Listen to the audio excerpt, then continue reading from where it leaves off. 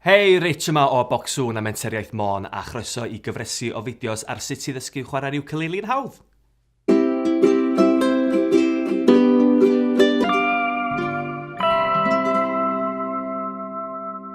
Reit a, gwers rhif 5.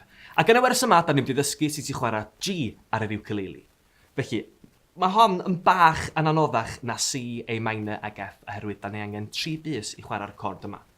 Felly, dwi eisiau chi rand yn astyd ar y fret ac ar y strings, a wedyn nawn ni clywed G yn gyfan. Felly, bys rhif 1. Mae bys rhif 1 yn mynd ar yr ail fret ar yr ail string. Felly, string 1, 2, 3, 4. Fret rhif 2, ail string.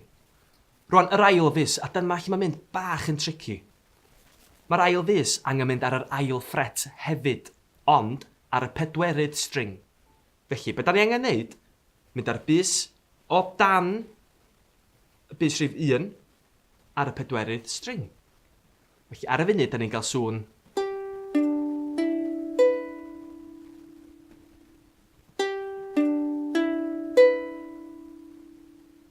Iawn, so triwch yn eto.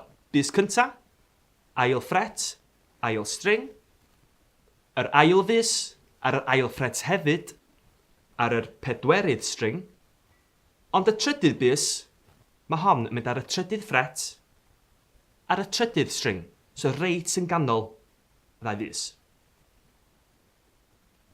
Felly, nawn ni glwad y G. Hyfryd, so nawn ni chwarae hon 4 gwaith.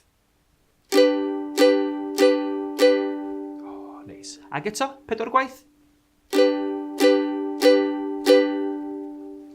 Felly dyna ni, y G. Mae hon bach yn anodd, plis, daliwch ati i ymarfer y cord yma. G. Diolch yn fawr iawn am wylio a dwi'n gobeithio bod chi wedi mwynhau. A cofiwch dal ati i ymarfer chwarae'r ukulele, mae'n hynod o bwysig. Reit ta, os da chi eisiau mwy o gynnwys fel hyn, cliciwch y bwtwm subscribe, neu gewch chi ddilyn ni ar Twitter a Facebook, lle fedrwch chi weld link yn y disgrifiad isod. A tan y tro nesaf, diolch yn fawr iawn, ta-ra!